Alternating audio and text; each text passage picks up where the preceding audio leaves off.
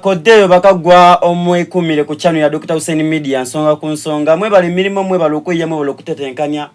mwebali okubanga musubscribing channel yefe mwasolo okubanga munange mujipushinga okusolo okubanga munange twena twongera okubanga tuweereza obusoga nongera okubanga nkutegeeza iwe wena ali eyo nga munange otuse ku Bugembe obitire ku mu kifo bakyeta zone guest house kyagani bwe Bugembe osobola okubanga osula woku munango osobola okubanga obona endawulo ediri mu hotelo so bobanga oli eyo ngotuse ku Bugembe bita ku zone guest house eyaganibwa Bugembe munange konjira bagyeta Nyende close erange erinuma wa kizimbe ekiri ku Moses and Sons ni Yesu asobola einuma wayo nawo awali zone guest house wobo bitireku osobola okubanga osula osobola okubanga munange owulira emirembe onako olwalero sobola okubanga nsinkana ku muganda wefe mukwano gwaife tulijja kubanga tuwayawayamu kwatukobere ku bizibu byege nganga afuna ebizibu ebyamutusa mu mbeera gyalimu era ki ekimutusiza ku channel ya Dr. Hussein Media yetaaga kingaye ng'omuntu wabula tujjasobola okubanga tusooka tumana gyenvuddewe memale tusobola okubanga tinonoka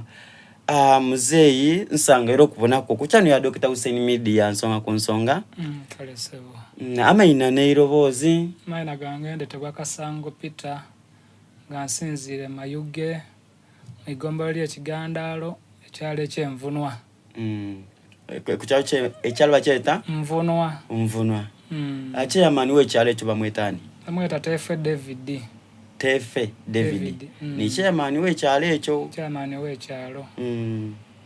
so esawa dino tuli ku channel ya Dr. Hussein Media twanyenze tumane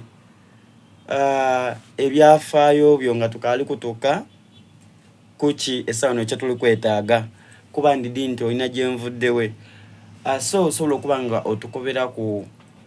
watandiko otya obuzibu no wabufuna otya okutuka okubanga mu mbeera eno gy'olimu wazaalibwa obona wazaalibwa tobona mperano nayanziza omutesitesi wa pologulamu eno bwawuuna ku nkyo nga ndi awo nga ndi mulamu mwene nga moga era nga mbona wali obona nali mbona wazaalibwa obona nazaalibwa mbona era kati saawa eno ngankabitawo kwe emyaka buti mukaaga nga tibona bwatuuka n'abaawo nabwakyanga ndi mulamu mbona nkola ki kunkyo bwe tuba lutuuka ekyeigulaawo muna maiso gaabo segali kutya kataala segali kutya laiti awo kati wawe buzibira awo nakoba buzibu ki nakoba kunze nga balifumba emmere nakoba mukifo nze bana kanje ku buliri nkole ki munanze osanga nga emmere koze ki eyire bwaje okuwera awo ku ssaawa nga 4 dobwire awo tyasobola nakulyanga ndikutya laiti kati nabaawo mukazi yanzuusa ati muna kola ki situkoolye nti muna eriiso muna lintamiire irala liti eryokumuliira akoba muna nalindi awo yamala okulya yaidde okwenda okutenduka nakintu kyavuere mulundi malose kinkubye wakulisa tip nakoba nakoba omukazi nti ninga kuku kuliiso kuno kyeriwe kiva okungwako kujja kyegingako nga be ngezira nakoba bwakya kuncho aye nga ali kunuma kyokka bwajja okyakuncho nga gazimbye gonagona gabonyeewo ng'ameso nga gabonye nga gabonyeewo gonagona akoba buzibu ki antwala ku mwidwaliro akoba mbawe ki ati omaze biseera ki ndibona gatandiise igulo olwo mwaka ki ogwo mwaka duzi 12 bana mulala awo atyo banasoni bambangwire mwenga 2 na mulala era ano bantambuzaako kwaye ngera obusobozi esinga era nzira paka na saawa eno tikabona gadeema kati ameeso gano mukutuluwala omukyalo ono yasigala nga aliwo oba yasobola okuba nga akuviira omukyalo oyo aliwo ali waka ayi wazira nalinga mu family gyenzaalibwamu kuba maama yafwa baba yafwa saano ndiwo ni baganda bange nga babiri era boona tibeesobola bwe bali era owundi azirawo yapaala n'ababajjampelezako omwana oyo n'ababajja munaani mu mbweyo kujja kuyiiya mu mabirabiro eyo tidigaliraayo eyo yempulira waawo eyo kale buti gabaawo ku omulala yeena era yavaawo yeena yajja kweyiiya kati naaba nga nsigaiza mwana wange oyo gwe ntambwire naye n'omukyala eka ayo omukyala ali awo yeena embeera anti kati twatambula ku buti yeena yawaamu amaani yabaawo yakoba nze naalwanisa ntya munange ono ndikiriza okumufumbira okola ki ayi embeera gye tuli muyenda wabaku omusaada ayiriba kale nga negomba abaana bange okusomaku obulinga ono gwe ntambwire naye baba andiza n'amazzi gageene kuba ojobaawo aje yabaawo oba lwa Sande oba lwa mukaaga twatambulaku naye najja n'asabirizaku enfunayo ku 2,000 nakandi tujje ogule kuki obutabo andige birema era nga tuyira ngali kuntambuza era nangemaku oba kujaga oba kukaduuka awo nga ndichenenze nantambuza andige bukya nga wakawona embeera era tinungi twatambulaku naye najja kuku waba neiba nakana kunotuke kanambe ku nchese kuku ngoli kusabiriza bukeke nga ndi kusabiriza ko bukeke bampendie ko bwita ali kuba na chimaleto ambe ku chiwogo ndiye kuku twabaawo omwana gajja ku isomero yasoma ko kivwamu nga bamugoba ati muna twenda duuma kyoka nzira gentola awulisa nakoba nayongula wamaziga kyoka omukyala yeena yaji yalumbibwamu ebirwere bakambwa ati pressure bamupima bayini pressure kale yeena tino omuntu ali akola ki ayesobola kale nabaawo nga natubirirawo ntiyo kale nokola nti okusobola okuntuusaako wano mu studio wano kale nga nsaba kuku ku buyambi katono omwana na abaira ali mu kibiina kyakumekaye omwana kati nga ebiseera bwe nalwaliramu awo ebyokusoma byagootanamu kukwegamba nga tisobola nga nangemaku kutambula biki kati saawa eno ali mu kyakumeka ali mu P3 mu kibiina kyakusatu eisomero eryo lyo kwasomera tilyategeerako ko nti oli mu mbeera eyo gy'olimu ndisobola kuba nga lisobola muwayo kabasale kati eisomero kandire kuwaino eisomero nze wenalwala nga mwali yavaayo kuba olwedde kali ka private aye njoidi abasomesa boona tikwegamba ati bamusomesako oba nga mwaka mulala wano yaya batandika okati fe twenda ki kasente kabiri yavaire yatyama kalina mutwala okwa betaku mwene oba mweta ni muchuli yeta new life kale okwo yasomera kuku okoba ati kuze katumwambe kuku ebayo kwaje omulumuke yango mu kasente amali agola kigatu wangaye kati wentambula ku mubanange bali oti bako okumpako wentukayo agandi tifuna we 10 navaayo nada nalira waka amaziga nakoba mwana wange obwo eno tambulire bwerere kale nabaawo ntyo esa dino osomera ku somero ki new life kusomera so kati muzee sawa dino wobanga otambwire olunaku olulamba kikutwalira okufuna sente ng'emekaye olunaku olulamba nga omwana naali kutambuza ngaali kuntambuza olunaku nga tasomye eriyo lwentambula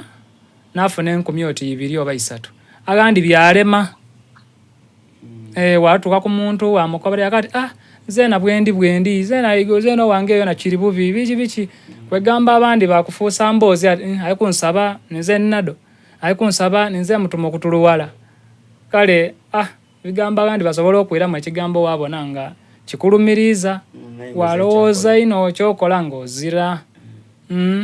amaiso gano wajjako ku mwirwairo baba abasabako nti babona bulwaire maiso gano natuuka kupaka aliwo muzira kisa ebiseera ebyo nsubiranga kwa bululu ole yanumuukira yakati kankutwale ku mwidwaliro olwatuuka mwidwaliro bankolakolaku akoba ati muna titubona bulwaire ate engeri webantegera kati obutegeerere nze nakola ki ole akatugololeka kuva naawe twaira naida napowesa asirikirira waka. Abasawo ezeeyako bakuntu olina essuubi erisobola okweramu obona? Abasawo ole gwe twali naye engeri we nalina obulumi obw'amaani olina yankoba ati muna tukole ki tugolole namukoba ki ati mbu tibalibona bulwaire akoba mba tibakobera kukwati oba pulesa ina yagazimya oba galigetya nti kuba niyo gaba oba gafuirire mwirala bakukobera amazima nze nalowooza bamukobera ati gafuirire mwirala yati yakunkobera ati nja kuba n'ebirowoozo bingi kale awo atiyo tiyankobera kyene kale oba yankweka tiidi. Tuli ku channel ya Dr. Hussein Media nsonga ku nsonga munange ni wetwe olunaku olwaleero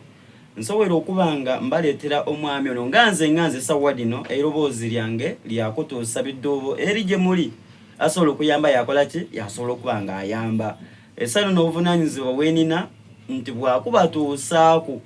ebyo pegala muzeeyi odakubanga onsomera ku kanamba kak'essimu akanamba kange okaidi mu mutwe akanamba kange nkaidi mu mutwe kali 0 7 5 3 0 8 4 na 8 9 na 7 kaleta mainaki kaleta Kasango Peter na maina buzibu kisa bwe wetiise nnyo obwokuba oti bunono obumaze ku emirembe ng'ekyokubona kize kumbali. Obuzibu bwe ndi kubona nga bwomazeeko emirembe okusooka biri ebintu nga bibiri. Okusooka embeera eyawaka emazeeko emirembe ku luuyi ng'olw'okulya. Ekyokubiri okusoma abaana bange kuba ndina abaana 3 aye ono mukujja okutuluwala ng'ono n'omuto kale ono ekiri kusinga okunuma abaana bange tibasoma kyokka nze mwene embeera eyawaka mbi embeera mbi nga wokiwulira ndi awo ntyo ono n'omwana omukulu mbe oyo kyegamu ninkoma kuba asooka ono saana buti ali mu myaka 10 ole omuberi ali mu myaka 15 ole owundi 13 bali basoma era boona just bali government school etayo Busimo aye era boona bajamu ku Lukooko batyo aye engeri wali government school baba binga ati batwenda duuma kebaida era kabiri nga mbasindikayo ndi mulumbe bawala bebalenzi bategeeza nti lwotafunye bo basobola okujja bayiyayiyaako kubaleeta kasente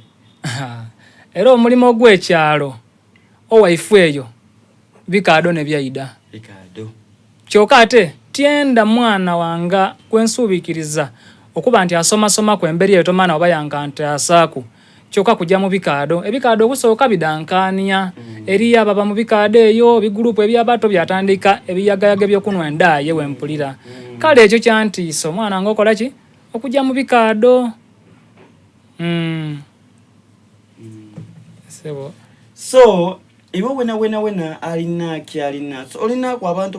boyenda okulaajanirako okuba kuyambe kubaideko naddala mu disitulikiti y'Emayuge awo disitulikiti y'Emayuge monka mu disitulikiti monka y'Emayuge wona owulira wona woyenda abantu kati nze ndajaniraku nga mu disitulikiti y'Emayuge ndini hona oba mwete ntya hona Lukiya Isanga Nakadaama Third Prime Minister nsaba nti maama wooli onumuukirire ku maama bwendi awo naalumukiraku onaleba Isanga Nakadaama ono aide nga ayamba abantu ye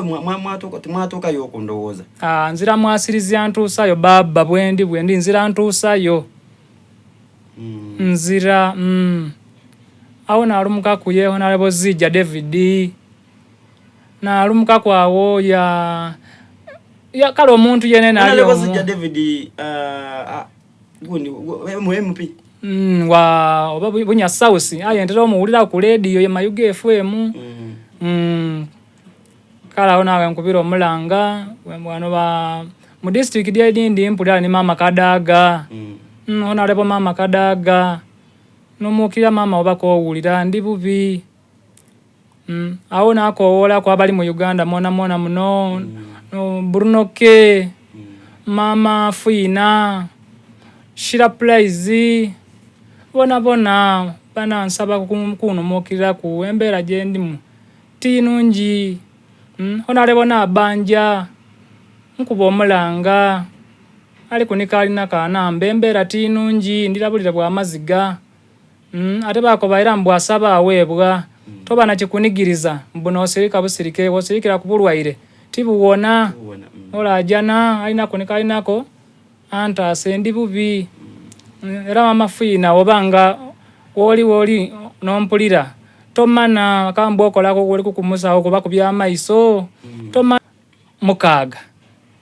ala wonze nkoba nti era eisubi ndina itono ayisinga kundiza bana nambera ya waka muna osobola okwogera nkumya kubuza sobola okay mpega no iwe mukubona okuko kicho saba abantu bayambe kubabawo kubona n'okutuwaako ekyokuli oli oyenda muzeeyi watandika okubona akukalubiriza okuba nti oli mutambuza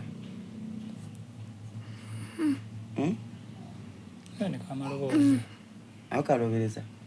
kati osaba abantu basobola okuba nga bakuyambako muzeeyi wo abone nikyo osaba kyonka ate okulya kyona eri olunaku werukya mwasula ndala nga timuliire tutambula byalema nga mugezizaako so amazima gali nti enaku buli mu maka ga erimu wabulayi wali yenaku gyobonanga ate eswise mu maka agamwino oyo n'obita wabonera eyala ate ekintu ekida nekigema ku yingini kiba kinenge gye kizaamu amaka inuma kati muzeeyo nomubona muvubuka tino muvubuka ina kulwembeera esobola okukairiya ni yingini mu maka ayate binanga bikali awo nebaza omukyala akuuma omwami ono bwaba teyasobola kunoba abakazi bangi abonanga awantu wali future webulawo yena akola ki avaawo yo omukazi yasobola okuba nga aguma yaliwo tinikyo aliwo tiyaja era alajana kirala ati nze nandi kukuumye ayembera kyokulya wazira sawe na kakeke kanina 15 ojo wabaawo ati ivwa kale ninga bawo kwemere ayinga ivwa bakazi tibalemererwa yayiya kwawo okuba kwa amalika gagwa ko noni akuwaira tutiko wakola bikiyo mwakola ku muntu ayembera yaguma era omukyala yatuka ku nebisera yakati mukwano gwange wanfuna twafunagana mukwano ng'oli mulamu era twayendagana so tiyenze nkulekulire ngabona watuusibwa kuki obukosefu ayembera neri kutunigiriza kyokka ate wenaja ni mwidwaliro nga bali kuntambuza kuba namala mwezi nga mulamba nga nzira waka bantambuza mwidwaliro eyo kati okujja okwira ni waka nga akayumba bakamenie batoiremu ebintu kemuzira kabiri olwaira ku kyalo muntu yansondera kabiri busondere bamena ku enumba bamena enumba twaje okwira amenye kufulu kabatoiremu omufaliso batoiremu amasepichi ebintu balekamu ku bugoye ngoye enungi batwala kaina kanti sanyula amalemba maziga gente omuntu agaba amasanu abawo kabiri maziga kale n'abaawo nti naira kabiri ekana alowooza ekyokolana abayibana nga bangenderera najjawo kenunga yunga nti ompolampola olaba kunakasepichi oleyakola ki ate tiwe mulugunya bakatonda ebyo bibyo era obeewo mu mbeera kale najjanga nkalubizibwa nti yo mu bintu ng'ebyo kale ndi bubi bana ndi bubi abawuliriza rediyo eno studio eno bana ndi bubi Ekyova obona bantambwiza bantuusa wano nga nsaba ku buyambi. Embeera yenemeye tinungi kuba omuntu obulamu obw'omuntu kulya na kusoma kuba munsi muno mwenda ng'oli mulamu okulya n'okusoma. Kale awo wendi kuwuliza nakoba bana nze kati nani yakulagirira nakoba ati osobola okujjako okutuuka ku wano eno okusobola okuba nga nkoyo? Mona nali ni mukwano oba ndi ni mukwano gwange ayasobola okundagiriza ati jakukutame awo ebugemba awo wa Dr. Buseini awo ati waliwo ku studio sobola okuyambaku yakulumukiriraku ku bizibu byo by'olinabyo. Yampa akanamba okujja okubaku nagemya namuwaya muna nno obuzibu bwange aye nsaba kuntaasaku namuwayira nga ndi waya muki studio muno yakati njakuwa olunaku ode tukole ki tukole ku kale nekyo okugema akananya akapichipichi bande eriyo namukesa gwe nawayiraku yakati nze nkutererewa akapichipichi akokutwala kuba ndi kulingira embeera yo niwe nakoba nti mpa sente era ozirawona aditola wazanze ntaasa mbeera yo ki gyolimu. So iwo wena alina kyalina ojja kubanga munange otunoonyaku ng'olina kyolina tusobola okubanga era tutuuka mu maka ag'omwami amaina Kasango Peter. Tusobola okubanga tutuuka mu maina ga Kasango Peter mu maka ng'olina kyolina nga wandyenze tukitwale tuba tujja kitwala ewa Kasango Peter tubone n'embeera era nga tujja kunigiriza tutuuke ne mu maka ga Kasango Peter kubanga sano mali mu studio titwedi kiri wakawe mbeera de dabitamu so era tujja kunigiriza tukole ki tutuukeyo. So muzeeyo obugambo obusembayo bwe twenze so okubanga obako ni boyo obugambo bwange obusembayo mwena muli kumpuliriza ng'omulanga nekubirire omulanga ogundese wano era nsaba nibe ntakoniyeku kuba tiiteme mulala ku mulala kuba tiimaleyo kuba niwe nalwalera mbonanga wendogere ino mbonanga ntandika nakulira embeera yange tinungi kale gwentakoniyeku nti obaanaani ayinza kati aye ali ni baidi be nsaba oyo ali kunika alina kanumukirire embeera tinungi kyova obona kobye nti be babandeeta kweno kuba era oyandese aidi owange bulungi aidi n'embeera efaawo era n'akanamba kakyamaani era niwe tumukubira akoba ati be oyo mumutaasi kuba ye yantaasa kuyakoowa kale koba kale ekyo ensonga eri kunuma ensonga ya kusoma ensonga ya kamere ensonga ya wakaba ebintu bandi bakumunumba nga ndi kulwala amaiso gano. Omukazi asobola okukola singa abafunye business asobola kuba era omuntu tiwenoma mu mulimo omuntu kaita oba ofunye business capital asobola okola ezira muntu yenoma muki mu business wazire ntandikwa nebanga enzibu nti singa ebivire omuntu anasobola okuba yaya atera omukazi aka business asobola okukabamu ayiriba era nze najja n'okulwala nga asuubula omena naana biringanya kabeji nga atwala kwawo mukasenta kaifu awo nti ayo olwalwala byona byagotaana byawa biri twasigala ku zero. Kisoboka yali muyiribi. So ndowooza katusobola okuba nga tubeerekereza tujasobola okuba nga era tusinkana nga tutuuse ku maka ga muzeeyi tubone embeera dene ayo nga walina kyalina akanamba muzeeyi kairimuku akanambako. Abawulirisa nenakuiramu akanamba kano ali andaga omutima gwona alina konika alinako antaase nisaawa eno era ndidye wano Bugembe era nentambula endizaayo epikipiki twidye yafuuka omupiira twagera mirundi ebiri buti munanga ndeeseeku yakoba ti kyokantambwe naseneda amafuta donka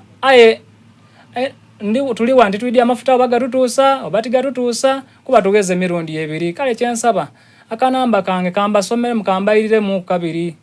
kali 0 7 5 3 0 8 4 na 8 9 na 7 kankaire mu kwa mu Luzungu 0 7 5 3 0 48 97 amayina Takasango Peter. So embozi erijja kubanga erikulirwa ku YouTube mwetusobola okubanga subscribing muna abali eyo nga mwandyenza okubanga mubona ajja ku YouTube subscribing walibonera ku TikTok full video full interview ojja kubanga ojjagaana eyo